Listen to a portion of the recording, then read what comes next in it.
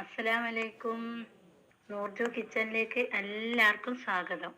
ഇന്ന് ഞാനിവിടെ കാണിക്കാൻ പോകുന്നത് ഒരു വെള്ള മുട്ട സുർക്കാണ്. പ്ലെയിൻ ആയിട്ട് മുട്ട ഒന്നും ചേർക്കാത്ത മുട്ട സുർക്കാണ് കേട്ടോ. ഇതിന് ഞാനിവിടെ എടുക്കുന്നത് 1/4 ഗ്ലാസ് നെയ്ച്ചോറിൻ്റെ അരിയും 1/4 ഗ്ലാസ് പച്ചരിയുമാണ്. അങ്ങനെ 1/2 ഗ്ലാസ് അരിയാണ് ഞാൻ എടുക്കുന്നത്.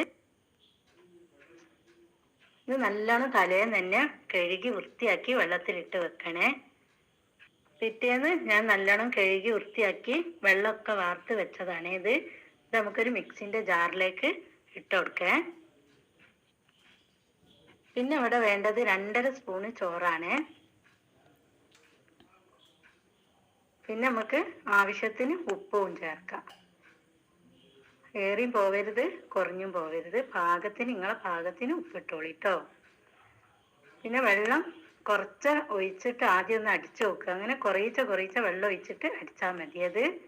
അതിനാണ് ഞാൻ ഇവിടെ ഒരു ഗ്ലാസ് വെള്ളം എടുത്തത്. നമുക്ക് എത്ര വെള്ളം ചിലവാക്കണമെന്ന് നിങ്ങൾക്ക് കാണിച്ചു തരാൻ വേണ്ടിയിട്ടാണ്. എന്നിട്ടൊന്ന് അങ്ങ് അടിച്ചിട്ട് സ്പൂൺ കൊണ്ടൊന്ന് ഇളക്കി കൊടുക്കുക.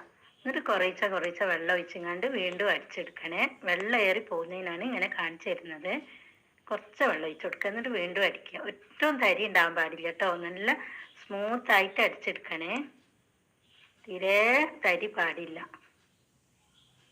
അങ്ങനെ ബൗളിലേക്ക് ഒഴിച്ച് നമ്മളൊന്ന് കയ്യിലോണ്ടൊന്ന് നോക്കിയത് കട്ടി കൂടുതലാണ്. നമുക്കൊന്ന് ജാറ് കഴുകി ഇതിലേക്ക് ഒഴിക്കുക.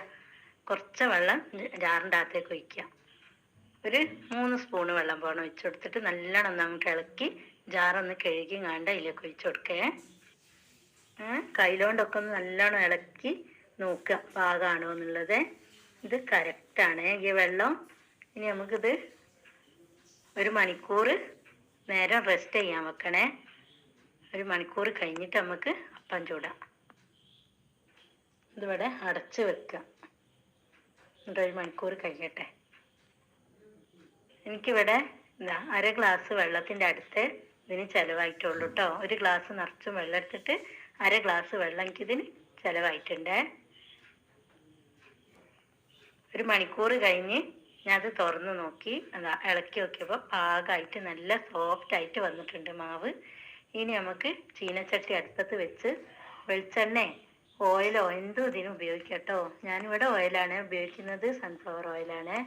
ഇത് ചട്ടി നല്ലോണം ചൂടായിട്ട് വേണം ഒഴിച്ചു കൊടുക്കാൻ. അങ്ങനെ നല്ല ചൂടിൽ ഓരോ തവി ഒഴിച്ചു കൊടുക്കുക. നിങ്ങൾക്ക് എത്രയാണോ വലിപ്പം വേണ്ടിച്ചാൽ ആ പാകത്തിന് ഒഴിച്ചു കൊടുക്കേ. എന്നിട്ട് ഇത് പൊന്തണ വരെ ഹൈ സ്പീഡിൽ തന്നെ തീ നിൽക്കണം കേട്ടോ. അത് നല്ല പൊള്ളി ഇങ്ങോട്ട് വരും. അപ്പോഴൊന്നും നമ്മൾ സ്പൂണോ കരണ്ടിയോ ഒന്നും ഇട്ട് തട്ടൊന്നും ചെയ്യരുത്. ഇത് പൊള്ളി വന്നതിന് ശേഷം ഒന്ന് മറിച്ചിട്ട് കൊടുക്കുക. അങ്ങനെ ഓരോ അപ്പവും ഇങ്ങനെ പൊരിച്ചെടുത്താൽ മതിയേ. എണ്ണ ഒന്നും കുടിക്കൂല. പിന്നെ ഞാനിവിടെ ഇതിന് കറി ഉണ്ടാക്കിയത് ബീഫ് കറിയാണ്. അത് ഞാൻ നിങ്ങൾക്ക് കാണിച്ചു തരാൻ കഴിഞ്ഞിട്ടില്ല. കാരണം ഞാൻ ഒറ്റയ്ക്ക് വീഡിയോ എടുക്കാൻ എനിക്ക് 2ഉം കൂടി കഴിയുന്നില്ല. പിന്നെ നിങ്ങൾക്ക് കാണണ്ടല്ലോ, ഞാൻ അന്നൊരു ബീഫിൻ്റെ ഒരു റെസിപ്പി ഇട്ടീനല്ലോ, അതേപോലത്തെ ബീഫ് ഫ്രൈ തന്നെ കേട്ടോ ഞാനിവിടെ ഇതിനുണ്ടാക്കിയത്. കറിയൊക്കെ കൂട്ടി കഴിക്കാൻ സൂപ്പർ ടേസ്റ്റാട്ടോ. ഒരിക്കലും ഇങ്ങനെ ഒന്ന് ഉണ്ടാക്കി വെക്കേണ്ടിയേ. നല്ല നമ്മളെ മൊഞ്ചുള്ള വെള്ള മുട്ട സുർക്ക അവിടെ റെഡി ആയിട്ടുണ്ട്. അപ്പം എൻ്റെ ഈ വീഡിയോ നിങ്ങൾക്ക് ഇഷ്ടപ്പെട്ടിരിക്കണം ഒന്ന് ഷെയർ ചെയ്യണേ. ഞാൻ ഇത് 2 കൈ കൊണ്ട് മുറിച്ച് കാണിച്ചു തരുന്നു. എൻ്റെ ഒരു കയ്യിൽ ഫോൺ ആയതുകൊണ്ടാണ് എനിക്കിതിങ്ങനെ കാണിച്ചു തരാൻ പറ്റാത്ത കേട്ടോ.